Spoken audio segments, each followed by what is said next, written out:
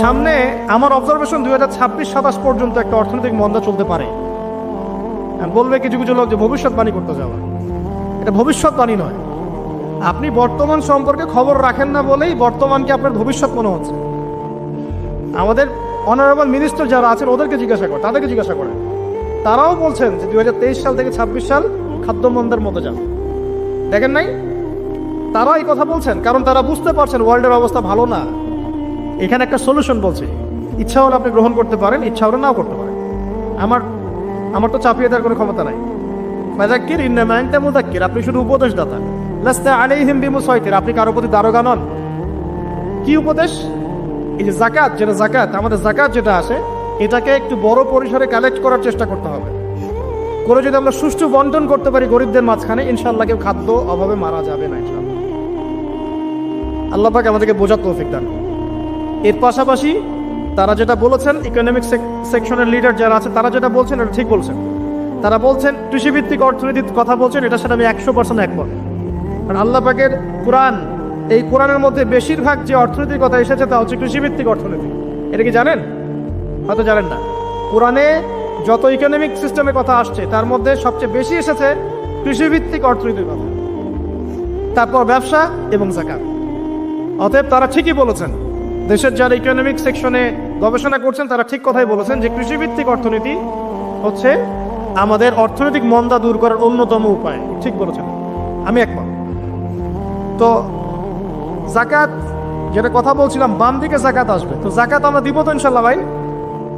যাদের শোনেন, বাংলাদেশে এমন অনেক শিল্পপতি আছে যাদের একজনের যাকাতের টাকা দিয়ে একটা গ্রাম চলতে পারে। আর যাকাতের টাকা কিন্তু শুধু এক বছরে আসবে না, প্রতি বছরেই ঘুরে ঘুরে আসবে। মনে করেন যে আপনাদের এলাকার মধ্যে অনেক বৃত্তশালী আছেন, আমি দোয়া করি মন থেকে আল্লাহ পাক বৃত্তশালীদের অন্তরটাকে নরম করে দিক এবং উসমান রাদিয়াল্লাহু আনহুর মতো দানশীল করে দিক। আমরা দোয়া করি, আমরা কারো খারাপ চাবো, সবার জন্য হেদায়েতের দোয়া করব। টাকা থাকতে তো সমস্যা নাই, কিন্তু টাকা থেকে যদি উসমান রাদিয়াল্লাহু আনহু হতে না পারলাম তাহলে সমস্যা। টাকা থাকতে কোনো সমস্যা নাই, ধন আপনাকে আল্লাহ দিতেই পারে। এই ধনটাকে উসমান গনি রাদিয়াল্লাহু আনহুর মতো আল্লাহর পথে বিতরণ করে দেন, ইনশাআল্লাহ আল্লাহ পাক আপনাকে জান্নাতুল ফেরদৌস দান করবেন।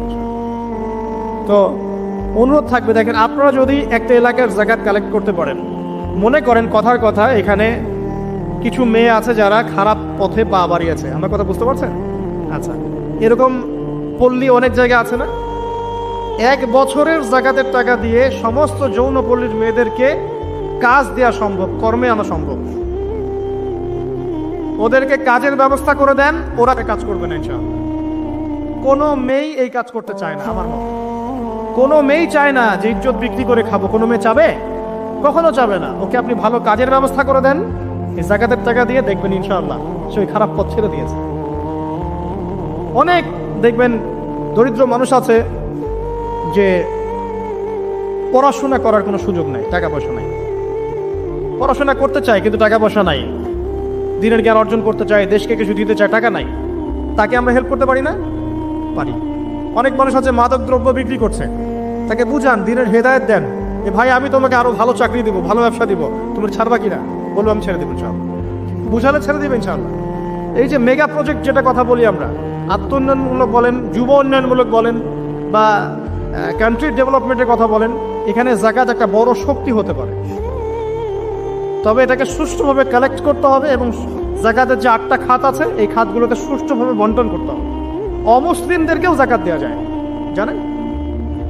অমুসলিম যদি কেউ থাকে, দরিদ্র, তাকেও যাকাত দিয়ে সহযোগিতা করা যায়। আমরা সহযোগিতা করি না বলেই তো ওই যে পশ্চিম থেকে লোকজন এসে সহযোগিতা করে খ্রিস্টান বানাচ্ছে এখন সবাইকে। আরো বাড়বে দিন দিন, দেখেন। আমরা তো সহযোগিতা করছি না। আপনার পাশে আপনার প্রতিবেশী না খেয়ে মারা যাচ্ছে, আপনি যাচ্ছেন না। এখন তো অন্য কেউ এসে যদি সাপোর্ট করে, ও তো তার দলেই ভিড়বে তখন, স্বাভাবিক। এটাই হচ্ছে এখন। আল্লাহ বোঝার তৌফিক দান করুক আমাদের। বাম দিকে মাইয়াতে থাকবে কি ভাই? যাকাত। তারপরে পায়ের দিকে চলে আসবে তার আত্মীয়তার সম্পর্ক রক্ষার ইবাদত, তার এই যে অন্যান্য দান সদকা, তার নফল আমল, তার তাসবিহ তাহলিল, তার কোরআন তেলাওয়াত ইত্যাদি পায়ের দিকে চলে আসবে। এখানে একটা হাদিস এসেছে, সূরাতুল মুলক যে ব্যক্তি রাতের বেলা তেলাওয়াত করবে, কোন সূরা ভাই? তাবারাকাল্লাযী বিয়াদিহিল মুলক ওয়া হুয়া আলা কুল্লি শাইইন কাদির। এই সূরা যে ব্যক্তি রাতের বেলা করে তেলাওয়াত করবে ইনশাআল্লাহ সূরা মুলক কবরে তার সাথে থাকবে এবং কবর আযাব থেকে সূরা মুলক তাকে বাঁচাবে ইনশাআল্লাহ। আমি বুঝাচ্ছি যে কি অবস্থাটা হবে। এবার দুজন ফেরেশতা মাথার দিক থেকে আসবেন, আসতে চাইবেন, সালাত বলবে এখান দিয়ে আসা যাবে না, এদিক দিয়ে আসা যাবে না। ডান দিক দিয়ে আসতে চাইবেন, এদিক দিয়ে আসা যাবে না। বাম দিক দিয়ে আসতে চাইবেন, যাকাত বলবে এদিক দিয়ে আসা যাবে না। পায়ের দিক দিয়ে আসতে চাইবেন, আমলগুলো বলবে এদিক দিয়ে আসা যাবে না। তখন যাই হোক তারা আসবেন। এটা তাদের এটা কথা কি? এটা কথাটা হচ্ছে যে সলাতের গুরুত্ব, মানে সে সলাত আদায় করেছে, সে আমার হক আদায় করেছে, আমি তার পক্ষে আছি, এটা পক্ষে বোঝাচ্ছে। রোজা বলবে আমি ওর পক্ষে আছি, তাকে আপনি কোনো শাস্তি দিবেন না, আমি তার পক্ষে আছি। আপনারা দুজন তাকে শাস্তি দিবেন না, আমি যাকাত তার পক্ষে আছি, এটা পক্ষে থাকার কথা। তারপরেও তারা আসবেন, চোখগুলো হবে নীল এবং কালো বর্ণ, নীলাপ চোখের কালো। মুনকার নাকি উঠে বসিয়ে দেওয়া হবে। এবার তিনটা প্রশ্ন। প্রথমে প্রশ্ন হচ্ছে কি, মান রব, তোমার রবকে? তখন মুমিন বান্দা বুক ফুলিয়ে বলবে রব্বি আল্লাহ, আমার রবকে আল্লাহ। পৃথিবীতে যে ব্যক্তি আল্লাহর সাথে শিরিক করে নাই, আল্লাহ তাওহীদের উপর থেকেছে এবং তার উপরে মৃত্যুবরণ করেছে, ইনশাআল্লাহ সে ব্যক্তি এর উত্তর নির্দ্বিধায় দিতে পারবে ইনশাআল্লাহ। আর দুনিয়াতে যে বা যারাই আল্লাহর সাথে শিরিক করবে, আল্লাহর সাথে শিরকের পাবে লিপ্ত হবে, ওই অবস্থায় মারা যাবে, তাওহীদের উপর থাকবে না, কোশ্চিনকালেও মান রব্বুক উত্তর দিতে পারবে না। তারপরে প্রশ্ন হয়ে যাবে মা দিনুক, তোমার দিন কি ছিল? মুমিন বান্দা উত্তর দিবে কি, দিন ইয়াল ইসলাম, আমার দিন ছিল ইসলাম। এখানে শুনে রাখেন, পৃথিবীতে যারা ইসলামকে পরিপূর্ণরূপে পালন করবে তারাই এই উত্তর দিতে পারবে ইনশাআল্লাহ। যারা ইসলামকে ঠাট্টা বিদ্রুপের হাসি তামাশার পাত্র বানিয়েছে, মন চাইলে কিছু করি, মন চাইলে কিছু করি না, সহজগুলো একটু আমল করি, বাকি কিছুর আমল ধারি না, হ্যাঁ নামাজ পড়ি, সুদ ছাড়তে পারি না, ঠিক আছে, বছর বছর ওমরা করি, এদিকে ঘুষ দুর্নীতি ছাড়তে পারি না, ইসলামকে ঠাট্টা তামাশার পাত্র বানিয়েছে, এরা কোশ্চিন কালে উত্তর দিতে পারবে না মা দিনুক। দিনে পরিপূর্ণরূপে ইসলামে প্রবেশ করতে বলেছেন আল্লাহ রাব্বুল আলামিন। যারা পরিপূর্ণরূপে ইসলামে প্রবেশ করবে এবং ইসলামের প্রতিটা মৌলিক বিধান মেনে চলবে, ইনশাআল্লাহ তারা এর উত্তর দিতে পারবে। এরপরে আসবে তৃতীয় প্রশ্ন। নবী সাল্লাল্লাহু আলাইহি ওয়াসাল্লামকে দেখানো হবে। যখন দেখানো হবে তখন সূর্য যখন ডুবে যায়, যে দৃশ্যটা আমরা দেখতে পারি না, ওই দৃশ্যটা ভেসে উঠবে এবং মুমিন বান্দা অস্থির হয়ে যাবে, বলবে আমাকে ছেড়ে দাও, আমি নামাজ পড়বো। সুবহানাল্লাহ। তার কারণ তার কাছে মনে হবে যে আসরের ওয়াক্ত হয়ে গেছে, আসরের ওয়াক্ত হয়ে গেছে, আসরের ওয়াক্ত চলে যাচ্ছে, আমাকে নামাজ পড়তে হবে। চিন্তা করেছেন? ওই যে একটা হাদিস আছে না, যে 7 শ্রেণীর মানুষকে আল্লাহ রাব্বুল আলামিন আরশের ছায়া দিবেন। তার মধ্যে এক শ্রেণীর মানুষকে যার অন্তর মসজিদের সাথে ঝুলে থাকে, তার মন মসজিদের সাথে ঝুলে ছিল, এই সূর্য ডুবে গেল বলে আমাকে ছেড়ে দাও, আমি নামাজ পড়তে যাও। তখন ফেরেশতারা বলবেন তোমাকে নামাজ পড়তে দেয়া হবে, তবে তার আগে তুমি এর উত্তর দাও। কি উত্তর? এই ব্যক্তির দিকে তাকাও। তখন নবী সাল্লাল্লাহু আলাইহি ওয়াসাল্লামকে দেখানো হবে, সাল্লাল্লাহু আলাইহি ওয়াসাল্লাম দরুদ পড়বেন। বলা হবে যে এই ব্যক্তির সম্পর্কে তোমার কি ধারণা? মান হাযা রাজুলু বুইসা ফীকুম, এই ব্যক্তি কে, যাকে তোমাদের কাছে পাঠানো হয়েছিল? মুমিন ব্যক্তি নির্দ্বিধায় বলে দিবে যে তিনি হচ্ছেন আমার নবী মুহাম্মদুর রাসূলুল্লাহ সাল্লাল্লাহু আলাইহি ওয়াসাল্লাম। দেখুন, পৃথিবীতে যে বা যারাই নবী সাল্লাল্লাহু আলাইহি ওয়াসাল্লামের সুন্নতের উপর আমল করবে, ইনশাআল্লাহ সে তার উত্তর দিতে পারবে। দুনিয়াতে যারা নবীর সুন্নতের 5 পয়সা পরোয়া করছে না, তার আদর্শের 5 পয়সা দাম দিচ্ছে না, তারা কোশ্চিন কালে উত্তর দিতে পারবে না। নাম হতে পারে আব্দুর রহমান, আব্দুর রহিম, নবীর সুন্নতের ধার ধারে না, তারা উত্তর দিতে পারবে না। নবীর সুন্নতের গুরুত্ব কত গভীর, এটা আমাদেরকে এখান থেকে বুঝতে হবে। তাই প্রিয় যুবক ভাইরা, মুসলিম ভাইরা, আমাদের জীবনটাকে নবীর আদর্শ এবং সুন্নতে ঢেলে সাজাতে হবে। সকাল থেকে সন্ধ্যা পর্যন্ত প্রতিটা কাজ করবো কার তরিকায়? রাসূলের তরিকায়। নামাজ পড়বো তার তরিকায়, রোজা, সিয়াম, হজ, জাকাত, আমল, মুআমালাত, আখলাক সব কার তরিকায়? নবী সাল্লাল্লাহু আলাইহি ওয়াসাল্লামের তরিকা অনুযায়ী ইনশাআল্লাহ। আল্লাহ পাক তৌফিক এনায়েত করুন, আমিন। এবার ফেরেশতা দুজন জিজ্ঞাসা করবেন অবাক হয়ে যে তুমি কিভাবে এটা জানলে? তুমি কিভাবে এই 3টা প্রশ্নের উত্তর দিতে পারলে? কারণ বেশিরভাগ মানুষ তো উত্তর দিতে পারবে না, বেশিরভাগ মানুষই এই উত্তর দিতে পারবে না।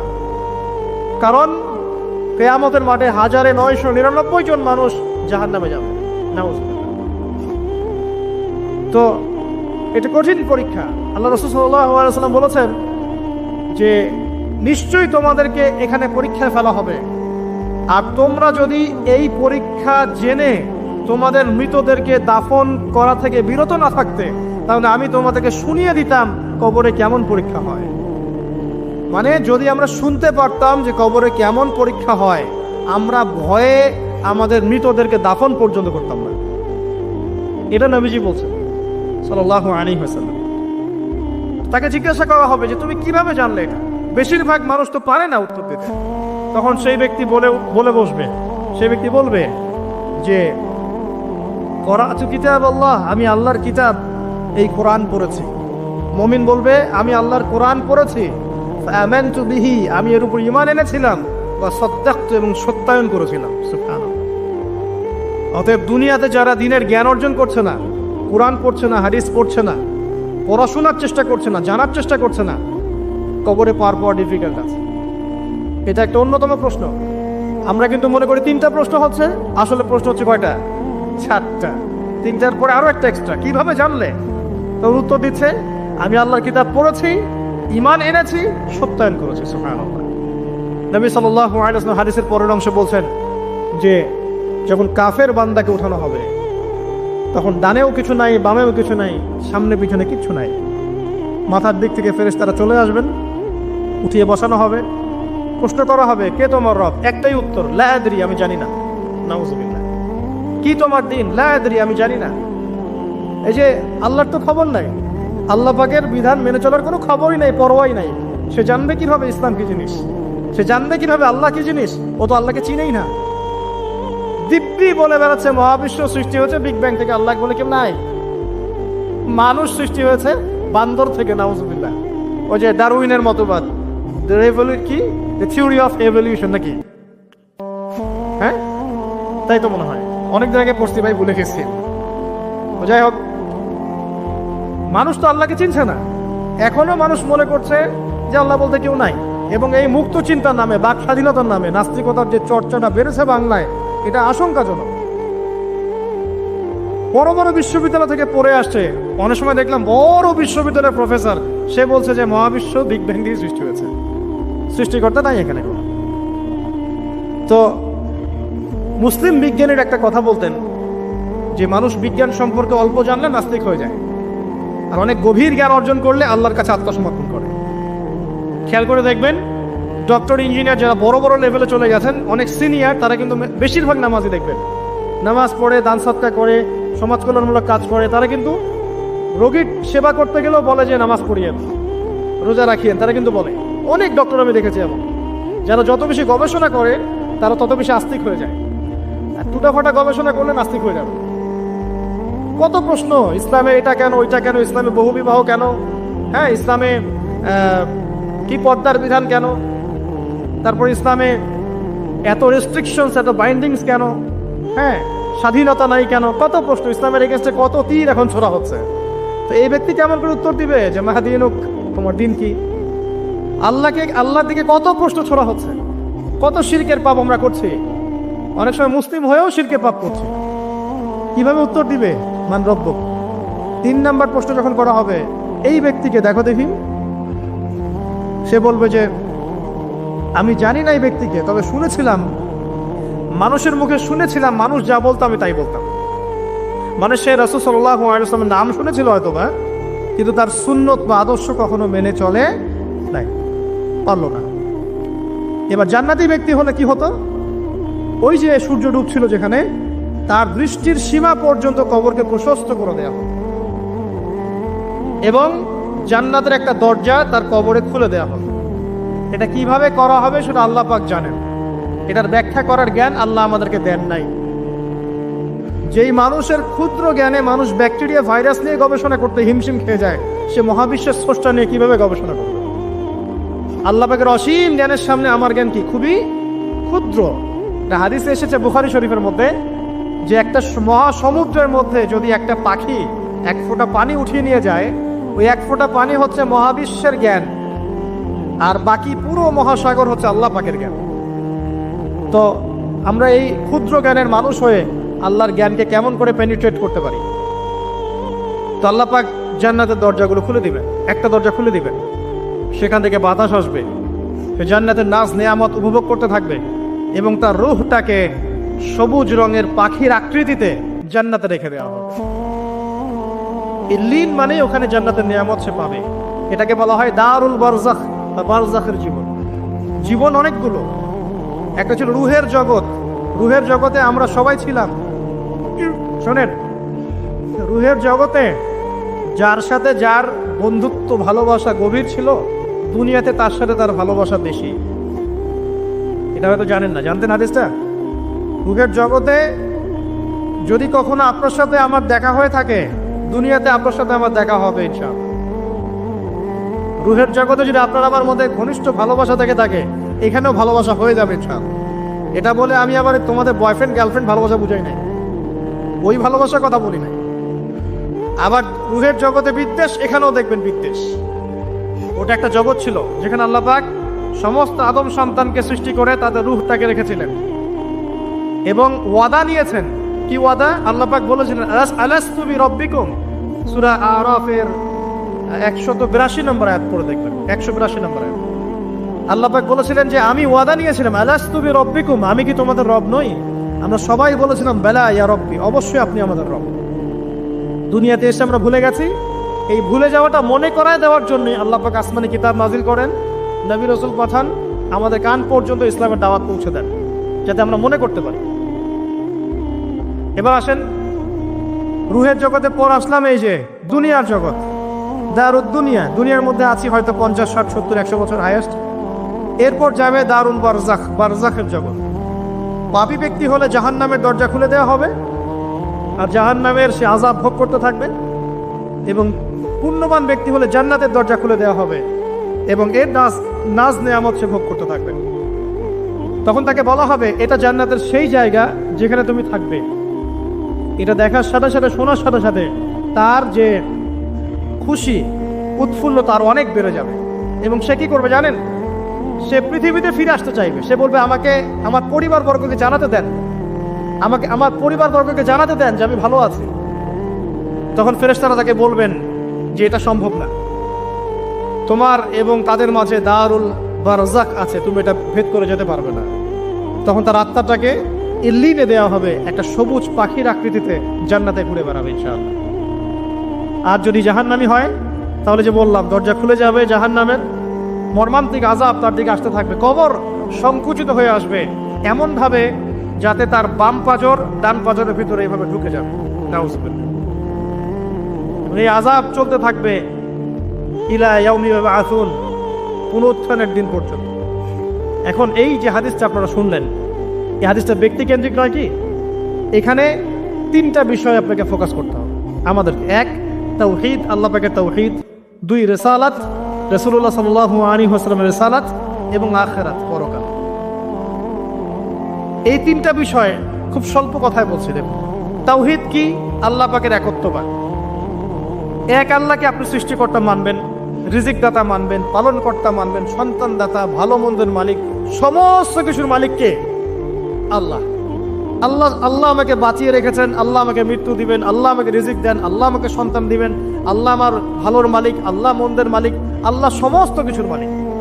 এই কনসেপ্ট পরিষ্কার থাকবে, লা ইলাহা ইল্লাল্লাহ পরিষ্কার থাকবে। সমস্ত বিষয় কার পক্ষ থেকে?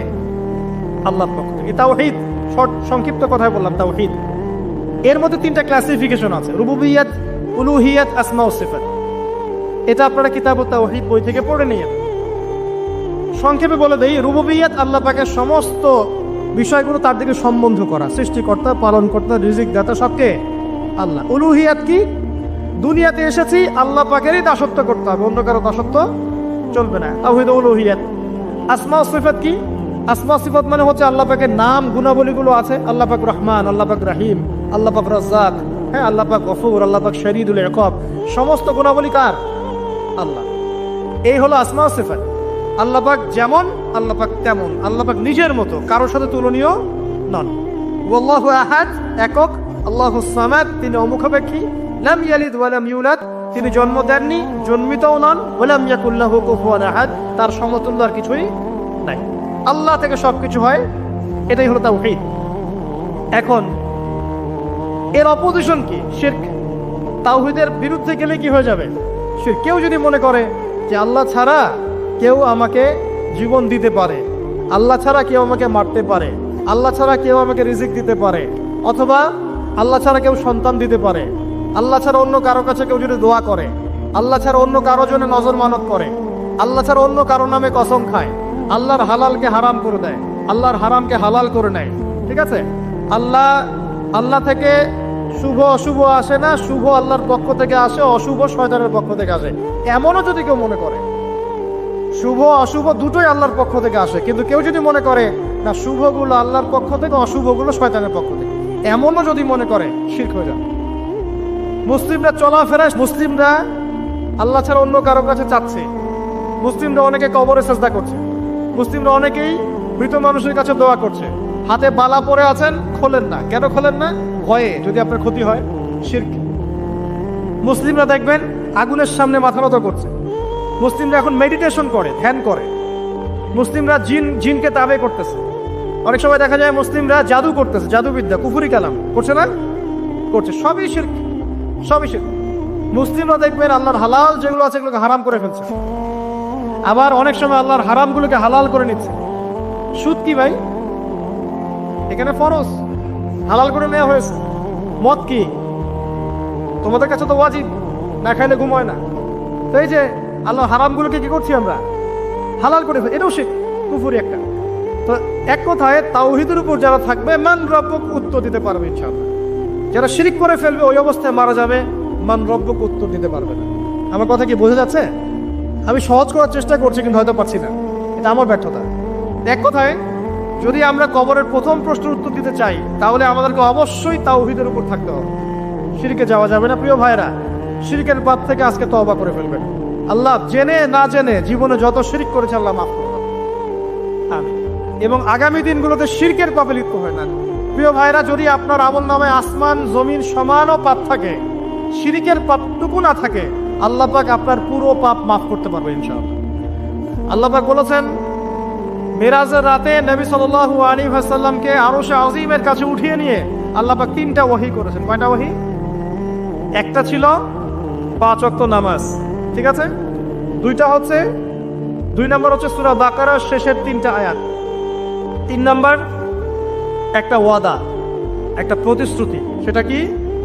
এ মুহাম্মদ সাল্লাল্লাহু আলাইহি ওয়াসাল্লাম, তোমার উম্মতের মধ্যে কেউ যদি আসমান জমিন সমান পাপ নিয়ে আমার সামনে হাজির হয় কিন্তু আমার সাথে কাউকে শরীক না করে, শিরক না করে, তাহলে আমি আল্লাহ তার সামনে আসমান জমিন সমান ক্ষমা নিয়ে হাজির হব, মানে মাফ করে দেওয়া হবে ইনশাআল্লাহ। অতএব শিরকের পাপে যায় না, ইনশাআল্লাহ জান্নাতে যাওয়া যাবে। যে ব্যক্তি মন থেকে একবার লা ইলাহা ইল্লাল্লাহ পড়েছে, সমস্ত বিষয় আল্লাহর দিকে সুপর্দ করে, তার অন্যান্য অনেক পাপ থাকতে পারে, আল্লাহ পাক চাইলে সব পাপ মাফ করতে পারে। অতএব মান রব্বুক উত্তর দিতে চাইলে শিরকের পাপে যাওয়া যাবে? যাবে না। আধুনিক শিরকের মধ্যে সবচেয়ে ভয়ঙ্করটা হচ্ছে এটা যে আমরা আল্লাহর হালালকে হারাম করে নিচ্ছি, হারামকে আবার হালাল করে ফেলছি। এখানে যায় না। সব কিছু আল্লাহ থেকে আসে, দোয়া আল্লাহর জন্য করবেন, নামাজ আল্লাহর জন্য, সবকিছু ইবাদত আল্লাহর জন্য, দিনী ইলম অর্জন আল্লাহর জন্য। প্রতিটা কাজের করার আগে নিয়াত ফিক্স করবেন, কেন করব? পরকালীন স্বার্থ থাকলে করব, না হলে করব না। কেন তুমি টিকটকে যাবা না? কারণ পরকালীন কোনো স্বার্থ নাই। কেন তুমি ফ্রি মিক্সিং অ্যাফেয়ার্সে যাবা না? কারণ পরকালীন কোনো স্বার্থ নাই। কেন মদ খাবা না? পরকালীন কোনো স্বার্থ নাই। কেন মিউজিকে যাচ্ছ না? কারণ পরকালীন কোনো স্বার্থ নাই। কেন তুমি এই যে সুদ খাবা না? কারণ পরকালীন কোনো স্বার্থ নাই। যে কাজে পরকালীন কোনো স্বার্থ নাই সে কাজে কোনো মুমিন মুসলিম নাই। কেন নামাজ পড়বো? কারণ পরকালীন স্বার্থ আছে। কেন ওযা রাখবো? পরকালীন স্বার্থ আছে। কেন আমি হালাল বিয়ে করব, হারাম জেনায় যাব না? পরকালের স্বার্থ আছে। কেন আমি যাকাত দিব, ব্যবসা করব, সুদ খাবো না? কারণ পরকালের স্বার্থ আছে। কেন ইসলামের দাওয়াত দিব? পরকালের স্বার্থ আছে। কেন হাদিস প্রচার করব? কারণ পরকালের স্বার্থ আছে। ইসলামের জন্য সবর করব কেন? পরকালের স্বার্থ আছে। পরকালের স্বার্থ যেখানে, মুসলিম সেখানে। পরকালীন স্বার্থ নাই, আমরা নাই। প্রত্যেকটা কাজ করার আগে নিয়াতটা ফিক্স করতে হবে, পরকালের কোনো স্বার্থ আছে? যদি বলে হ্যাঁ আছে, তাহলে করবে। স্বার্থ নাই, আমি নাই। কোন ফুজুল কি বাত বা ফাহেসা কোনো কাজ, এসব কাজে আমরা নাই, বিকজ এগুলোতে কোনো পরকালীন স্বার্থ নাই। ব্যাস, আমাদের জীবনের প্রতিটা মোমেন্ট, প্রতিটা সেকেন্ড আল্লাহর দেয়া দান। আমি নিজের ইচ্ছা মতো এটাকে অপব্যয় করতে পারি না। হ্যাঁ, আপনি মিউজিক শুনতে চান, আপনি সং পছন্দ করেন, আপনি নাশিদ শোনেন, ইসলামিক নাশিদ শোনেন, ওখানে আপনার ইমান একটু দীপ্ত হবে, পরকালীন স্বার্থ আছে। আপনি নিজের যৌন চাহিদাকে দমন করতে পারছেন না, হালালভাবে বিয়ে করে নেন। বিয়ে করার পর আপনি যত ইচ্ছা স্ত্রীকে মহব্বত করেন, প্রত্যেকটা মহব্বতে নেকি পাবেন। এমনকি স্ত্রীর দিকে নেক নজরে তাকাবেন, তাতেও নাকি। তার মুখে খাবার তুলে দেবেন, তাতেও নাকি। তার হাত ধরে হাঁটবেন, তাতেও নাকি। তাকে নিয়ে রাত্রে চাঁদ দেখবেন, তাতেও নাকি।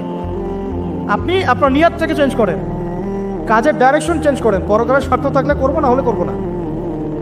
আপনি পছন্দ করেন ঘুরে বেড়াতে, আল্লাহর দিনের দায়ী হয়ে ঘুরে বেড়ান না, সমস্যা কি?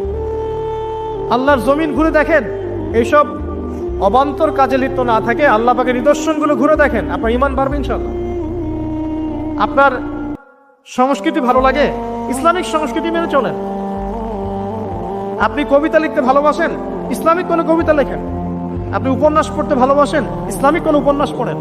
আমি বলছি না এগুলোর বাইরে কোনো পড়াশোনা করা যাবে না, এমনটা আমি কিন্তু বলছি না। আমি বলছি আপনি আপনার পুরো কাজটাকে আগে ফিক্স করবেন পরকালের কোনো স্বার্থ আছে কি নাই। যদি হ্যাঁ দেখা যায় হ্যাঁ পরকালের স্বার্থ ঠিক আছে, অবশ্যই করেন, কোনো সমস্যা নেই। আল্লাহ বোঝার তৌফিক দান করুন। তো দেখুন প্রিয় ভাইরা, শিরকের পাপে যাওয়া যাবে না। এই শিরকের পাপ না থাকলে আমল নামায় ইনশাআল্লাহ আমরা জান্নাতে যাব এবং কবরের উত্তর দিতে পারবো ইনশাআল্লাহ। মান রব্বুক, উত্তর পাস ইনশাআল্লাহ। তারপরে কি? মাদিনু। এক কথায় ইসলামের অনেক বিধিবিধান আছে, নামাজ, কালিমা, সওম, যাকাত, হজ সব আছে। আমর বিল মারুফ, নাহি আনিল মুনকার, পিতামাতার খেদমত, প্রতিবেশীর অধিকার, স্ত্রীর অধিকার, তারপরে সন্তানদের অধিকার, যাকাত, সবকিছু আছে। এখন যদি ইসলামে কিছু অংশকে মেনে নেন, কিছু অংশকে না মানেন, এটা কিন্তু কুফরি। ইসলামে কিছু অংশকে মানছেন, কিছু অংশকে মানছেন না, এটা কিন্তু কুফরি। ইসলামের পরিপূর্ণ বিধানটাকে যদি মেনে চলেন ইনশাআল্লাহ আযজা ওয়া জাল আপনি মাদিনক উত্তর দিতে পারবেন। আপনি আমল করতে পারেন না পারেন, মনে করেন আপনি আমল করতে পারছেন না, কিন্তু আপনি আকীদা পোষণ করছেন যে হ্যাঁ ইসলামে যা আছে আমি সবকিছু মেনে চলি, কিন্তু হয়তো আমল করতে গিয়ে আমি পারছি না। আমি হয়তো নামাজ 5 ওয়াক্ত পড়তে হয়, আমি জানি, আমি মানি, কিন্তু আমার মাঝে মাঝে মিস হচ্ছে, মাঝে মাঝে আমি জামাত মিস করে ফেলছি। আপনি মানেন যে সওম রাখতে হয়, মাঝে মাঝে আপনার সওম মিস হয়ে যাচ্ছে, কিন্তু আপনি বিশ্বাস করেন যে হ্যাঁ আপনি সওম রাখতে হয়, আপনার আকীদা ঠিক আছে। আসলে বাস্তবতা এমন নয়। যারা কোরআন আমরা টুকটাক পড়তে জানি, তাদের মধ্যে কত পার্সেন্ট কোরআনের অর্থ বোঝে? এই আল্লাহ পাকের কিতাব আমার হাতে আছে, এই কিতাবের অর্থ কতজন বোঝে? এটা একটা চ্যালেঞ্জ। যারা কোরআন পড়তে জানি আমরা, তাদের প্রতি চ্যালেঞ্জ, দেখেন তাদের মধ্যে কত পার্সেন্ট মানুষ কোরআনের অর্থ বলতে পারবে। আর অর্থটা যে জানা জরুরি, এই বিষয়টাও আমরা এখন জনগণকে বোঝাতে ব্যর্থ হচ্ছি। কোরআনের অর্থটা যে বোঝাটা জরুরি, এটা বোঝাতেও ব্যর্থ হচ্ছে। কারণ আমরা সবাই প্রত্যেক হরফে 10 নেকি পেতে চাই। কোরআন তেলাওয়াত করলে প্রত্যেক হরফে 10 নেকি হবে, এই তো। তো এই কনসেপ্ট যখন আমার মাথায় ঢুকে গেছে, আমি ওখানে নিজেকে থামিয়ে দিয়েছি। অর্থ বুঝে গবেষণা করলে এবং কোরআন কেন্দ্রিক জীবন ব্যবস্থা গড়লে যে আরো বেশি নেকি হয়, এটা আমার মাথায় নাই। প্রত্যেক হরফে 10 নেকি তো আপনি পাবেন তেলাওয়াত করলে, কিন্তু অর্থ বুঝে এর ভিতরে ঢুকলে, গবেষণা করলে এর মূল স্বাদটা পাওয়া যায়, এটা আমরা বুঝতে পারছি না। দেখবেন বেশিরভাগ মানুষ কোরআনের অর্থটা জানে না। আবার আমরা যারা টুকটাক ভাঙাচোরা অর্থ জানি, তারা আবার দেখবেন কোরআনের সমস্ত আদেশ মেনে চলতে পারছি না এবং কোরআনের সমস্ত নিষেধও বর্জন করতে পারছি না। সমস্যা কিন্তু এখানেও থেকে গেছে। আবার কোরআনের ব্যাখ্যায় আছে হাদিস, তো এই হাদিসকে কেন্দ্র করে কোনো বিভ্রান্তির সুযোগ ছিল না, কিন্তু এখানেও আমরা বিভিন্ন জাল এবং বানোয়াট হাদিসের উপর আমলও শুরু করেছি। হাদিসের নামে এমন অনেক কিছুই চলছে সমাজে যেগুলোর সাথে হাদিসের কোনো সম্পর্ক নাই। আমি বলতে চাচ্ছি যে হাদিসের নামে আবার সমাজে এমন অনেক আমল চালু আছে যেগুলোর সাথে আবার হাদিসের কোনো সম্পর্ক নেই। তো দেখুন, ধর্মের মতো সমস্যা থেকে গেছে। আবার আমরা সবাই মুসলিম, আমাদের সবার ইউনাইটেড থাকার কথা। মুসলিম একটা জাতি, তাদের আল্লাহ একজন, রাসূল একজন, কিবলা এক, তাদের সবার মধ্যে একটা ইউনিটির কথা ছিল। কিন্তু আমরা ধর্মতাত্ত্বিকভাবে এবং পলিটিক্যালি আমরা বিভিন্ন দলে বিভক্ত এবং আপসের মধ্যে মিল মহব্বত কম। বাইরে হয়তো আমরা বলি যে আমি একজন ধর্মতাত্ত্বিক দলের সদস্য, সে আরেকটা ধর্মতাত্ত্বিক সংগঠনের সদস্য, সে আরেকটা মানহাজ ফলো করে, সে আরেক জামায়াতের, সে আরেক তরিকার ইত্যাদি। আমরা সবাই এক, যদি আমরা বাইরে এই কথাটা বলি, কিন্তু অন্তর থেকে কিন্তু আমাদের এই বিষয়টা আসছে না। যদি আসতো, যদি আমরা ভিতর থেকেই ঐক্যবদ্ধ হতে পারতাম, তাহলে উম্মার আজকে এই অবস্থা হতো না। তো দেখুন, ধর্মকেন্দ্রিক অনেক প্রবলেম থেকে গেছে এখন। আবার আল্লাহ রাসূল সাল্লাল্লাহু আলাইহি ওয়াসাল্লাম হাদিসের মধ্যে এবং আল্লাহ পাক কোরআনের মধ্যে ধর্ম নিয়ে বাড়াবাড়ি করতে নিষেধ করেছে। ধর্ম নিয়ে বাড়াবাড়ি করো না, তোমরা নিজেরা ধর্ম পালন করো। তা আমরা নিজের ধর্ম যতটা না পালন করি, অন্যের ধর্মের দিকে আঙ্গুলটা তার চেয়ে বেশি তুলি। আমরা আগে নিজের রিলিজনটাকে ঠিক মতো পালন করি, দেখবেন সমাজ ঠিকই পরিবর্তন হয়ে গেছে ইনশাআল্লাহ। তো আমি একটা ধর্ম পালন করি বলে অন্য ধর্মের মানুষের প্রতি বিদ্বেষ পোষণ করতে হবে বা তাদের উপর ঘৃণার মনোভাব প্রকাশ করতে হবে, এটা আল্লাহ পাক শেখান নাই, তার রাসূল শেখান নাই। আল্লাহ এবং তার রাসূল কি শিখিয়েছেন? ইসলামের সত্য বিষয়টাকে আপনি সবার সামনে উপস্থাপন করবেন। যার ইচ্ছা হবে সে কবুল করবে, যার ইচ্ছা হবে সে অস্বীকার করবে। যার যার কবরের শেষে যাবে, যার যার হিসেব শেষে দিবে।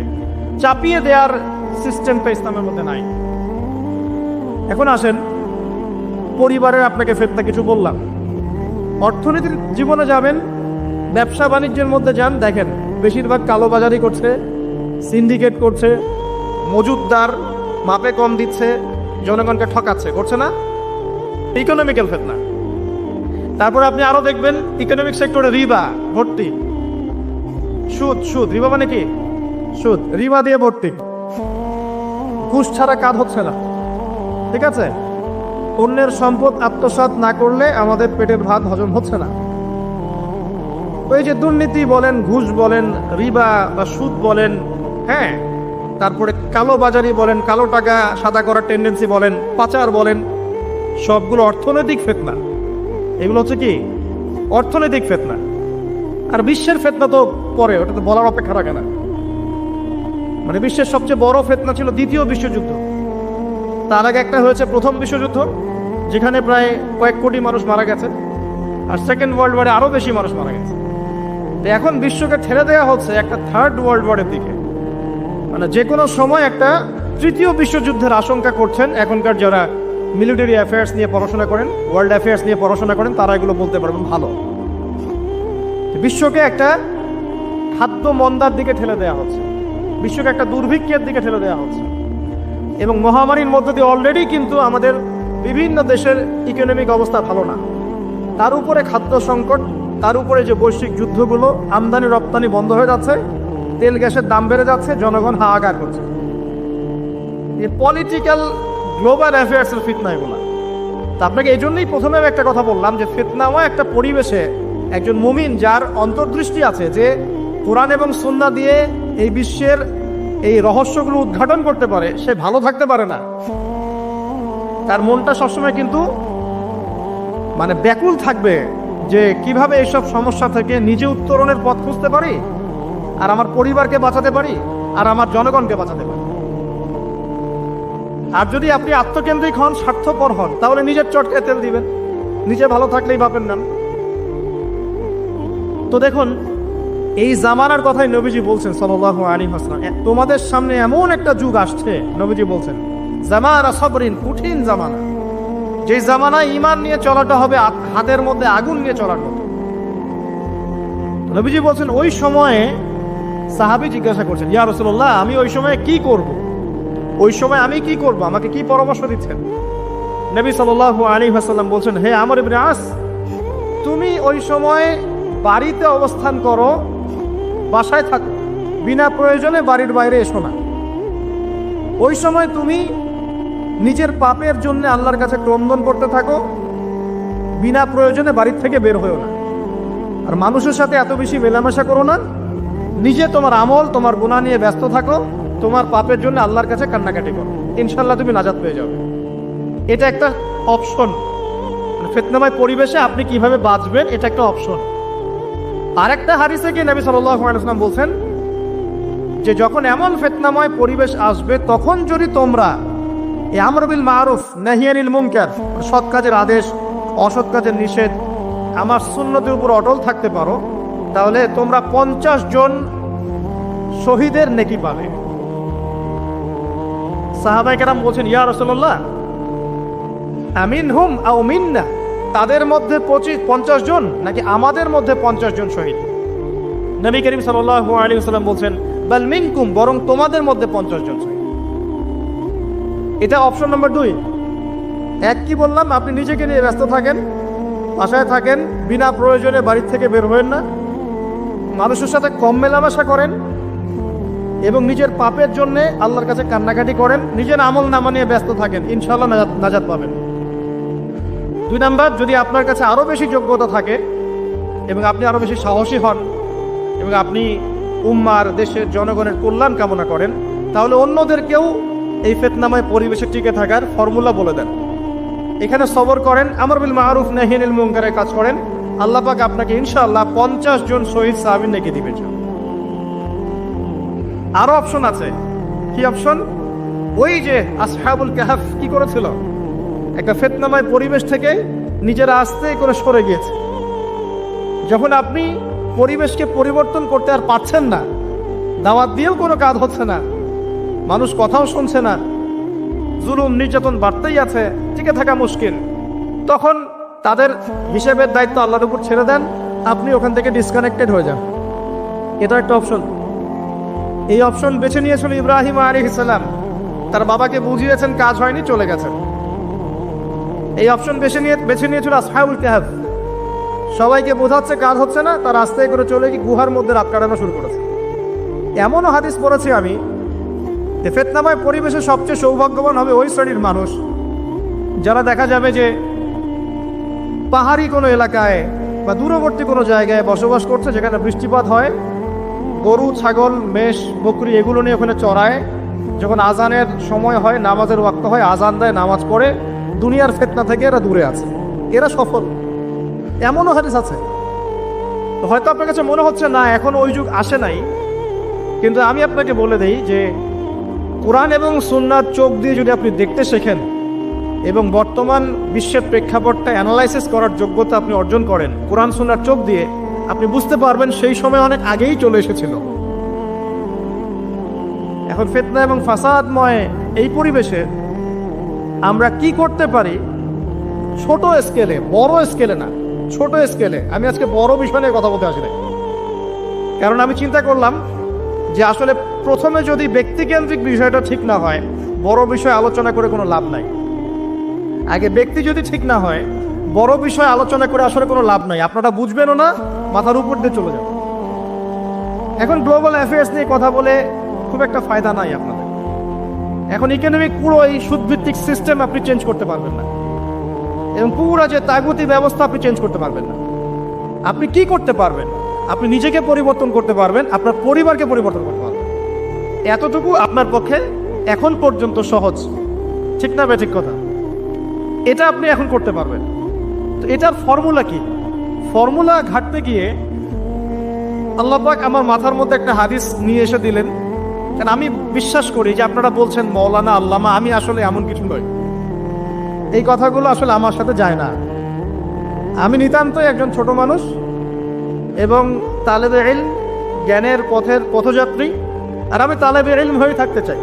আমি মুফতি হই, আমি মুহাদ্দিস, মুফাসসির বা এই যে শব্দগুলো আপনারা বলছেন, এমন কিছুই নয়। বিশ্বাস করবেন না ভাই, আল্লাহ যে আছে ভাই, আল্লাহ পাক সত্যিই আছেন। এই যে আমরা একটা কনফিউশনে থাকি না, আল্লাহকে দেখা যায় না, ফেরেশতাকে দেখা যায় না, আসমানি কিতাবগুলো দেখি নাই, নবীকে দেখি নাই, সত্যি কি আল্লাহ আছে? যখন নাস্তিকরা কিছু উদ্ভট যুক্তিতর্ক উপস্থাপন করে মানুষ কনফিউজড হয়ে যায়, আল্লাহ কি আছে সত্যি সত্যি? সত্যি এরকম বিগ ব্যাং থেকেই নাকি সব সৃষ্টি হয়েছে? মহাবিশ্বের সবকিছু কিভাবে চলছে? বহু মানুষ দিন দিন নাস্তিক হয়ে যাচ্ছে, বড় বড় ডিগ্রি সার্টিফিকেট নিয়ে আসছে, নাস্তিক হয়ে যাচ্ছে, হচ্ছে না? একটা কনফিউশন থ্রো করা হয়েছে। আরে ভাই, আল্লাহ সত্যি আছেন, এরকম জায়গায় যখন যাবেন, দাঁড়াবেন, আপনার আইনাল ইয়াকিন, হাক্কুল ইয়াকিন হয়ে যাবে, হ্যাঁ আল্লাহ সত্যি আছে। যখন দেখবেন জীবনে আপনি হোঁচট খেয়েছেন, আপনি কোনো বিপদে পড়েছেন, কেউ নেই আপনাকে সাহায্য করার, সেজদায় পড়ে কান্নাকাটি করছেন, দেন দেখছেন আপনার সামনে সেই বস্তুটা হাজির, আপনি বুঝতে পারবেন আল্লাহ আছেন, আল্লাহ সত্যি আছেন। মহাবিশ্বের দিকে তাকিয়ে দেখেন, যারা এখানে অ্যাস্ট্রোনমি জানেন বা গণিত পড়েছেন তারা জানবেন, এই যে গ্রহ নক্ষত্রগুলো দেখছেন, এগুলোর পজিশন যদি 1 ফুট বা 1 ইঞ্চি পর্যন্ত সরে যায়, পুরো মহাবিশ্বটা কলাপস করে যাবে। সূক্ষ্ম একটা গাণিতিক তত্ত্ব দিয়ে পুরোটাকে সাজানো হয়েছে। যদি চাঁদ 1 হাত সামনে চলে আসে, পৃথিবীর 1 হাত সামনে, এই পৃথিবী আর চাঁদের এই যে দূরত্ব, এর থেকে যদি 1 হাত সামনে চলে আসে, সূর্য যদি একটু পিছিয়ে যায়, দেখবেন যে পুরো পৃথিবীর বিশাল একটা অংশ এই যে বরফে ঢেকে যাবে, থাকবে না। অল্প একটু, সামান্য একটু সূর্য পিছনে চলে গেলে এই পুরো পৃথিবীর বিশাল একটা অংশ বরফে ঢেকে যাবে, আপনি এখানে থাকতে পারবেন না। আর সূর্য যদি একটু সামনে চলে আসে, পৃথিবীর একটা বড় অংশ মরুভূমি হয়ে যাবে, থাকতে পারবেন না আপনি। এত সূক্ষ্মভাবে কে এটাকে ফাংশন করলো বলেন? এরপরেও মানুষ আল্লাহকে বিশ্বাস করে না। হামজা রাদিয়াল্লাহু আনহু কবরের সামনে দাঁড়াবেন, উহুদের শহীদদের কবরের সামনে দাঁড়াবেন, আপনার নাকের মধ্যে জান্নাতের ঘ্রাণ পাবেন ইনশাআল্লাহ। যারা বিশ্বাস করে ওদেরকে পাঠিয়ে দাঁড় করিয়ে ওকে জিজ্ঞাসা করেন পাও কিনা। আসেন, সে সারা বিশ্বটাকে শাসন করবে, এটা সত্য, তবে এটা চিরস্থায়ী হবে না। কখন শাসন করবে? নবী সাল্লাল্লাহু আলাইহি ওয়াসাল্লামের ভবিষ্যৎবাণীগুলো অনুযায়ী আসন্ন সময়টাতে একটা মালহামা হবে। মালহামাটা কি? মালহামা মানে মহাযুদ্ধ, গ্রেট ওয়ার, মানে এমন যুদ্ধ যে যুদ্ধে অনেকগুলো রাষ্ট্র একত্রিত হয়ে যাবে। প্রায় 80টা ফ্ল্যাগের কথা এসেছে এখানে। ফ্ল্যাগ মানে আমার এস্টিমেট এটা হচ্ছে রাষ্ট্র, কারণ একটা ফ্ল্যাগ একটা রাষ্ট্রের প্রতীক বহন করবে। কিভাবে হবে? ওই যে ইরাকের ফোরাত নদীকে কেন্দ্র করে, এর ব্ল্যাক গোল্ড বা সোনার পাহাড়কে কেন্দ্র করে। তারপর কি? তারপরে এই যুদ্ধের শেষের দিকে গিয়ে মুসলিমদের বিজয় হবে ইনশাআল্লাহু আযজা ওয়া জাল্লা, এবং তাদেরকে আল্লাহ পাক একজন নেতা দিবেন। সে নেতার নাম হবে মুহাম্মদ বিন আব্দুল্লাহ। কি নাম হবে? মদিনা থেকে মক্কায় আসবেন। মদিনা থেকে তিনি মক্কায় আসবেন। মক্কায় মাকাম ইব্রাহিম আর এই যে আমাদের কাবা ঘর, এর মাঝখানে তিনি দাঁড়াবেন। তার যারা ফলোয়ার্স থাকবে তারা সেখানে তার হাতে বায়াত নেবে। তিনি বায়াত নিতে চাবেন না, তিনি নেতৃত্ব চাবেন না, মানুষ জোর করে তাকে নেতৃত্ব দিবে। আল্লাহ পাকের নেতারা এমনই হন, তারা নেতৃত্ব চায় না, মানুষ জোর করে দেয়। কথা বুঝতে পারছেন না? আল্লাহ পাকের মনোনীত যারা, তারা মানুষের কাছে চেয়ে নেয় না, মানুষ তাকে জোর করে দেয়। কারণ মানুষ জানে যে এই ব্যক্তি ভালো, সে অ্যাভয়েড করে। যেমন আবু যার রাদিয়াল্লাহু আনহুকে নবী সাল্লাল্লাহু আলাইহি ওয়াসাল্লাম বলেছেন, হে আবু যার, তুমি দায়িত্ব চেয়ে নিও না। হে আবু যার, তুমি দায়িত্ব চেয়ে নিও না, কারণ তুমি যদি দায়িত্ব চেয়ে নাও, এরপরে তোমাকে দায়িত্ব দেওয়া হয়, তাহলে আল্লাহর পক্ষ থেকে তোমাকে সাহায্য করা হবে না। আর যদি তুমি দায়িত্ব অ্যাভয়েড করো, দায়িত্ব না চাও, মানুষ জোর করে তোমাকে দায়িত্ব দেয়, আল্লাহ তোমাকে সাহায্য করবে ইনশাআল্লাহ। এই দেখেন, আবু বকর রাদিয়াল্লাহু আনহু, তিনি কি দায়িত্ব চেয়ে নিয়েছিলেন? ওমর রাদিয়াল্লাহু আনহুকে বলেছেন যে আমাকে ভোট দাও, আমি ভালো মানুষ, বলেছিলেন? মানুষ তাকে দায়িত্ব দিয়েছে। দেখেন, 10 বছর তিনি বিশ্ব শাসন করেছেন। একটা রাখাল এবং একটা রাখালের এই যে কি বলবো ছাগল, তারাও না খেয়ে মারা যায় নাই 10 বছরে, একটাও না। তার শাসন নিয়ে কথা বলতে গেলে তো সারা রাত পার হয়ে যাবে। শুধু একটা ন্যায় বিচারের উদাহরণ দিচ্ছি। তার নিজের ছেলে একটা অন্যায় করেছে, নিজের ছেলে হয়তোবা মদপান করেছে অথবা জেনা করেছে, আল্লাহু আ'লাম। হুদুদের অপরাধ, যে অপরাধ করলে শাস্তি হয় প্রকাশ্যে। মদপান করলে ইসলামের শাস্তি হচ্ছে 40টা বেত্রাঘাত, আর জেনা করলে, অবিবাহিত হলে শাস্তি হচ্ছে 100 বেত্রাঘাত। তোমরা যারা এখন জেনা করেছো বা করছো, এখানে উপস্থিত আছো বা এই লেকচার শুনবে, ছেলে বা মেয়ে যেই হও না কেন, তোমাদের ঘাড়ের উপরে একটা জেনার জন্য 100 বেত্রাঘাতের শাস্তি ঝুলে আছে। এই কথা তো কলেজের মধ্যে পৌঁছালো না। একবার জেনা করেছো, তোমার কাঁধের উপরে 100 বেত্রাঘাতের শাস্তি ঝুলে আছে এখনো, এবং 1 বছরের নির্বাসন তোমার জন্য ঝুলে আছে। সূরা নূরের 1 থেকে 4 নম্বর আয়াত পড়ে দেখবে। আর যারা বিবাহিত ব্যক্তি, যে দেবর ভাবি জেনা করেছেন, দুলাভাই শালি জেনা করেছেন, হ্যাঁ, এই প্রতিবেশীর স্ত্রীর সাথে জেনা করেছেন, অমুক কর্মকর্তার স্ত্রীর সাথে জেনা করেছেন, আপনারা পৃথিবীতে বেঁচে থাকার অধিকার হারিয়ে ফেলেছেন। কারণ একজন বিবাহিত ব্যক্তি যদি জেনা করে, তার একটা শাস্তি ইসলামে, সেটা হলো রজম, তাকে কোমর পর্যন্ত মাটিতে পুঁতে ফেলে পাথর নিক্ষেপ করে হত্যা করতে হবে, এটা ইসলামের বিধান। এই বিধান এখন চালু করা যাবে না। এই বিধান এখন পৃথিবীর কোথাও আছে বলে আমাদের জানা নাই। হয়তো অল্প কিছু জায়গায় থাকতে পারে, এটা আল্লাহর ইচ্ছা। বেশিরভাগ জায়গায় এইসব বিধান নাই, কিন্তু আল্লাহ পাকের আসমানে এই বিধান আছে। জমিনে এইসব বিধান নাই ঠিকই, বাট আল্লাহ পাকের আসমানে এই বিধান আছে। মৃত্যু হয়ে গেলেই শাস্তি ভোগ করবে যদি তওবা না করে মারা যায়। তবে যদি আপনারা তওবা করেন, এই শালি তুমি যদি তওবা করো, দুলা ভাই যদি তওবা করে, এই দেবর যদি তওবা করে, ভাবি যদি তওবা করে, আল্লাহ পাক রাতের অন্ধকারের তওবা আল্লাহ পাক কবুল করতে পারেন। শোনেন ভাই, কয়েকটা কারণে ইসলামে মানুষকে হত্যা করা জায়েজ। একটা হচ্ছে হত্যার বদলে হত্যা। কেউ যদি কাউকে হত্যা করে, তাকে হত্যা করতো, ঠিক যেমন আমাদের আদালত এটা করে না, খুন করেছে ফাঁসি দেয় না, সেম জিনিস। আরেকটা হচ্ছে মুরতাদ হয়ে গেছে, মুরতাদ আগে ছিল মুসলিম, পরে মুরতাদ হয়ে গেছে, তাকে হত্যা করা যায়। ইসলামিক স্টেটের প্রধান সেটা করবে, ডেমোক্রেটিক কান্ট্রির মধ্যে এটা নাই। কথা বুঝতে পারছেন? এটা থাকবে ঈসা ইবনে মারিয়ামের যুগে, এটা ছিল উমর রাদিয়াল্লাহু আনহুর যুগে, ইসলামী খেলাফার সময়, এখন নাই। আচ্ছা, তবে তাদের বাঁচার সুযোগ আছে, তাদের বেঁচে থাকার সুযোগ আছে। মনে করেন কেউ কাউকে হত্যা করেছে, এসে পরিবারবর্গকে বলছে যে আমার ভুল হয়ে গেছে, আমাকে মাফ করে দেন, আমি আপনার সন্তানকে হত্যা করেছিলাম, আমি মুক্তিপণ রক্তপণ দিতে রাজি আছি। এখন যদি পিতা মাতা বলে ঠিক আছে রক্তপণ দিয়ে দাও, আমরা মাফ করে দিলাম, তাহলে এর বাঁচার অধিকার আছে, বেঁচে থাকতে পারবে। বুঝতে পারছি আমি? অপশন আছে। আবার কেউ যদি মুরতাদে করে স্টেটমেন্ট দিচ্ছে, ইসলাম মানি না, কোরআন মানি না, সুন্নাহ মানি না বলছে, ওকে আপনাকে বন্দি করে জেলখানায় রাখতে হবে এবং তাকে আপনাকে শর্ত দিতে হবে, তুমি কি জেনে শুনে সজ্ঞান এটা বলছো না ফিরে আসবে কথা থেকে। সে যদি বলে আমি আমার কথা থেকে ফিরে আসলাম, আমি আসলে এগুলো বলেছিলাম, এখন ফিরে আসলাম, আমি তওবা করলাম, তার বেঁচে থাকার অধিকার আছে। বাট কিন্তু একজন বিবাহিত ব্যক্তি যদি জেনা করে ফেলে, নাউজুবিল্লাহ, যে দেবর ভাবি শালিদুল্লাহ ভাই তোমরা শোনো, যদি বিবাহিত কোনো ব্যক্তি জেনা করে ফেলে, সে যদি খাস তওবা করে আল্লাহ পাকের কাছে, আল্লাহ পাক যদি তার সমস্ত গুনাহ মাফ করে দেন, তারপরেও যদি তার এই মামলাটা ইসলামিক কোর্টে চলে আসে, তাহলে তাকে রজম করতেই হবে, বেঁচে থাকার অধিকার নাই।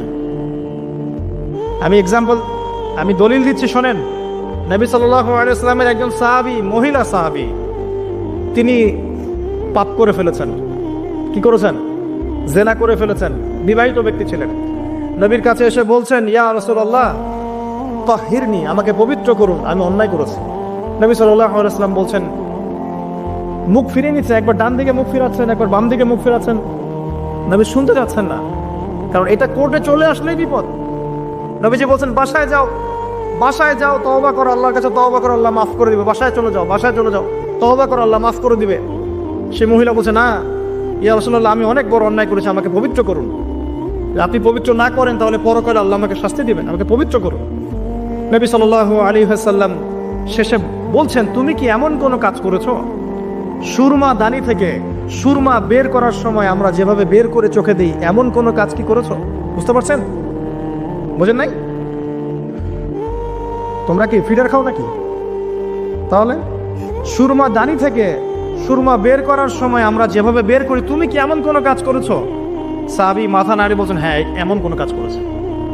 এবার নবী সাল্লাল্লাহু আলাইহি ওয়াসাল্লাম বললেন, বাসায় যাও, তুমি গর্ভবতী হয়েছ, হ্যাঁ, বাচ্চা খালাস করো, তারপরে এসো, তোমার বিচার করে দেওয়া হবে ইনশাআল্লাহ। সেই মহিলা বাসায় ফিরে গেল, তওবা করতে থাকলো, তার গর্ভের সন্তান বড় হতে লাগলো। এক পর্যায়ে সন্তান জন্ম হলো। সন্তান জন্ম হওয়ার পর সে এসে বলছে, ইয়া রাসূলুল্লাহ, এই যে কোলের বাচ্চা, এই যে 3 দিন আগে 4 দিন আগে হয়েছে সন্তান, আমাকে এখন পবিত্র করে দিন, আমাকে শাস্তি দিয়ে পবিত্র করুন। নবী সাল্লাল্লাহু আলাইহি ওয়াসাল্লাম বাচ্চা দিকে তাকিয়ে বলছেন যে এই বাচ্চাকে দুধ পান করাতে হবে, 2 বছর এই বাচ্চাকে দুধ পান করাবে, বাচ্চা যখন শক্ত কিছু খাওয়া শিখবে তখন এসো, তখন বিচার করে দেব। তিনি পাঠিয়ে দিলেন। 2 বছর পর এই মহিলা আবার এসে হাতে এই যে কোলের বাচ্চা, রুটি আছে, বাচ্চার হাতে একটা কি আছে? রুটি, বাচ্চা রুটি খেতে পারে। এবার তিনি নবী সাল্লাল্লাহু আলাইহি ওয়াসাল্লামকে বলছেন, ইয়া রাসূলুল্লাহ, এই যে আমার বাচ্চা এখন রুটি খেতে পারে, আমাকে এখন পবিত্র করুন। নবী সাল্লাল্লাহু আলাইহি ওয়াসাল্লাম একজন মুসলিমকে বললেন, এই বাচ্চার দায়িত্ব কে নিতে পারবে? একজন মুসলিম সাহাবী বললেন যে আমি নিব ইয়া রাসূলুল্লাহ। তখন তার হাতে বাচ্চাকে সুপর্দ করা হলো। বাচ্চাকে সুপর্দ করার পর এই মহিলাকে নিয়ে যাওয়া হচ্ছে এবং সাহাবীকে বলা হলো, অন্যান্য সাহাবীদেরকে বলা হলো তোমরা এই মহিলাকে নিয়ে যাও, নিয়ে গিয়ে রজম করো, অর্ধেক মাটিতে পুঁতে ফেলে পাথর নিক্ষেপ করে হত্যা করো। এবার সাহাবীরা এই কাজ করছেন। খালিদ বিন ওয়ালিদ রাদিয়াল্লাহু আনহু, বিখ্যাত বীর সাহাবী, তিনি তখন মুসলিম হয়েছেন এবং অনেক যুদ্ধের নেতৃত্ব দিচ্ছেন। তিনি একটা পাথর নিক্ষেপ করেছেন। এই পাথরের নিক্ষিপ্ত পাথরের আঘাতে রক্তের ফিনকি ছিটকে এসে খালিদ বিন ওয়ালিদ রাদিয়াল্লাহু আনহুর এই যে কাপড়ের মধ্যে পড়েছে। তখন খালিদ বিন ওয়ালিদ রাদিয়াল্লাহু আনহু তিনি বলছেন, ছি, আমার কাপড়ে একজন ব্যভিচারী নারী রক্ত পড়লো, এরকম একটা স্টেটমেন্ট তিনি করেছেন। তখন নবী সাল্লাল্লাহু আলাইহি ওয়াসাল্লাম রাগ করে বলেন, এ খালিদ, তুমি থামো। তুমি জানো এই মহিলা অন্যায় করার পর এমন তওবা আল্লাহর কাছে করেছে, এত বেশি তওবা সে আল্লাহর কাছে করেছে, এত বেশি তওবা আল্লাহর কাছে করেছে বিগত এই সময়গুলোতে, এই তওবা যদি পুরো মদিনাবাসীর মধ্যে ভাগ করে দেওয়া হয় তবুও কম হবে। এবং সেই মহিলা এখন জান্নাতে আছে, জান্নাতে নদীতে সাঁতার কাটছে। ইনশাআল্লাহ আমি বুঝাতে পারলাম কিনা, এই মহিলাকে আল্লাহ পাক মাফ করে দিয়েছেন, তিনি জান্নাতে আছেন ঠিকই, দুনিয়াতে তার বিচার নবীজি করেছেন তারপরেও। আমি কি বুঝাতে পারলাম যে বিবাহিত ব্যক্তি ব্যভিচার করলে কিরকম শাস্তি হবে? এরপরেও যারা এখন ওই জেনার অপরাধে লিপ্ত আছেন, অবিবাহিত হন আর বিবাহিতই হন, আল্লাহর ওয়াস্তে আজকে গভীর রাত্রে গিয়ে তওবা করবেন, রাত্রেবেলা ওযু করবেন, জায়নামাজে দাঁড়াবেন। তোমরা কি মনে করো যে গার্লফ্রেন্ডকে নিয়ে হোটেলে রাত কাটানোই জানা? তুমি যে তার হাত ধরে ঘুরছো এটাও জানা, তুমি তার সাথে কফি খাচ্ছ এটাও জানা করছো, তুমি নোট এক্সচেঞ্জ করতে গিয়ে ওর সাথে যে প্রেমের লেটার্স এই করছো এটা জানা করছো, রাত্রেবেলা রাত জেগে কথা বলছো জানা করছো, তুমি ওর দিকে খারাপ নজরে তাকাচ্ছ জানা করছো, তুমি ওর সাথে যা যা করছো সবই জানা হচ্ছে। আর আমরা তো এখন এটাকে ফ্যাশন মনে করি। আমরা মনে করি যে ছেলে মেয়ে একসাথে পড়বে, কোনো সমস্যা নাই, কোনো সময় এটা এগিয়ে যাওয়ার যুগ। এটা এখন কি নিজের ইজ্জত সম্ভ্রম বিসর্জন দিয়ে এগিয়ে যেতে হবে? এটাকে আমরা এগিয়ে যাওয়া বলছি। অথচ যদি প্রাপ্তবয়স্ক, গভর্নমেন্টের আইনে কি আছে 21 বছর না ছেলেদের, 21 বছর, আর মেয়েদের কত 21-18 হওয়ার পরেও যদি কেউ বিয়ে করতে চায়, সমাজ তাকে মেনে নিতে যাচ্ছে না। সমাজ বিয়েটাকে কঠিন করছে, জেনাকে সহজ করছে। যত বেশি বিয়েকে কঠিন করবেন জেনা তত বাড়তে থাকবে। আর বিয়ের সময় দেখা যায় মনে হয় যে মেয়ের বাবা মেয়েকে বিক্রি করছে, আর ছেলের বাবা হচ্ছে একটা মেয়ে কিনছে। মেয়ে বিক্রি করার সময় মোহর দিচ্ছে 10 লাখ 15-20 লাখ, ম্যাডাম মেয়েটাকে বিক্রি করা হচ্ছে।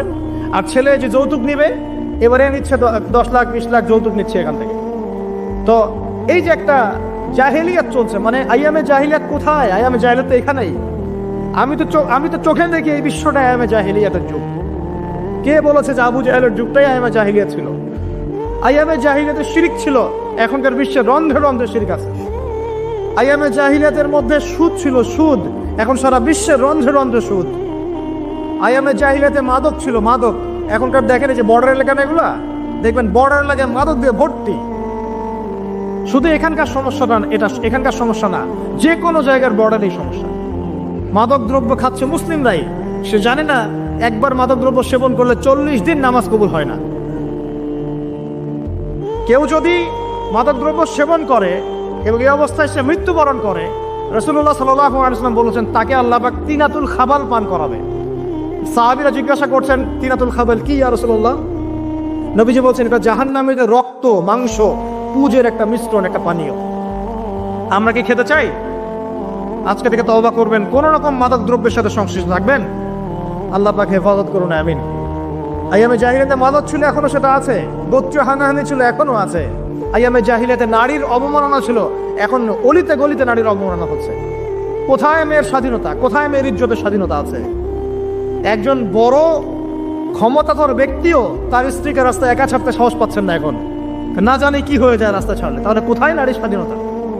কি বুঝাচ্ছেন? যখন একজন মুসলিম নারী খাস পর্দা করে বাসা থেকে বের হচ্ছে, ওর দিকে বাঁকা চোখে তাকাচ্ছেন যে কেন পর্দা করবে, কেন পিছিয়ে যাচ্ছে, এরা মৌলবাদী, এরা সন্ত্রাসী, এইসব কথা কেন বলছেন? আপনার আমার মা বোন যদি খাস পর্দায় থাকে, ওদের ইজ্জত আপনি সুরক্ষিত থাকবে ইনশাআল্লাহ তাআলা। হ্যাঁ, আমরা এটা বিশ্বাস করি যে আল্লাহ রাব্বুল আলামিন যে বিধানটা দিয়েছেন এর মধ্যে চূড়ান্ত কামিয়াবি আছে, এর বাইরে কোনো কামিয়াবি নাই। তবে এটা স্বীকার করছি যে বোরখা, জুব্বা, দাড়ি টুপি রেখেও এক শ্রেণীর মানুষ অন্যায় করে, অবশ্যই অন্যায় করে। কিছু মানুষের অন্যায়ের কারণে পুরো ইসলামকে কলুষিত করতে হবে কেন? আমি স্বীকার করছি যে বোরখা পরেও কিছু মানুষ খারাপ কাজ করে। আমি স্বীকার করছি দাড়ি টুপি পাগড়ি জুব্বা নিয়েও মানুষ খারাপ কাজ করে না? তো কিছু মানুষের খারাপ কাজের কারণে কি আমরা পুরো ইসলামটাকে কলুষিত করবো নাকি? আল্লাহ পাক বিধান দিয়েছেন পর্দা, প্রিয় মা বোন পর্দা অবশ্যই করবেন। আপনার পোশাকটা এমন হবে না যে পোশাকটা পরেও আপনার দেহের কাঠামো বোঝা যায়, এটা চলবে না। আপনার পোশাকটা এমন হবে না যে পোশাকটা পরলে বাহির থেকে ভিতরের অঙ্গ প্রত্যঙ্গ দেখা যায়। আপনার পোশাক এমন হবে না যে পোশাকটা পুরুষের পোশাকের সাথে সাদৃশ্য আছে। আবার এমন পোশাকও পরা যাবে না যেটা অমুসলিমদের পোশাকের সাথে সাদৃশ্য আছে। আপনার দিন আপনার জন্য, তাদের দিন তাদের জন্য।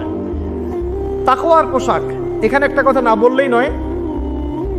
মহাকাশে মানে মহাবিশ্বে সর্বপ্রথম আমাদের পিতা আর মাতা আদম এবং হাওয়া আলাইহিস সালাম, তাদেরকে কিন্তু নগ্ন করে দিয়েছিল কে জানেন? শয়তান। আল্লাহ পাক বলেছেন ওয়ালা তাকরাবা হাযিহিস শাজারা, তোমরা এই গাছের কাছে যাবে না। যখনই ইবলিস প্ররোচনা দিয়েছে ফালাম্মা যাকাশ শাজারা, যখনই তারা গাছের কাছে গিয়েছেন বাদাত লাহুমা সাওআতিহিমা, তাদের লজ্জাস্থানটা উন্মুক্ত হয়ে গেছে, পোশাক খুলে পড়ে গেছে। আমাদের পিতা মাতাকে মহাবিশ্বে নগ্ন করে দিয়েছে কে? ইবলিস। তাহলে এখন দুনিয়াতে যারা মুসলিমদের গা থেকে কাপড় খুলে ফেলতে যায়, এরা কার এজেন্ট?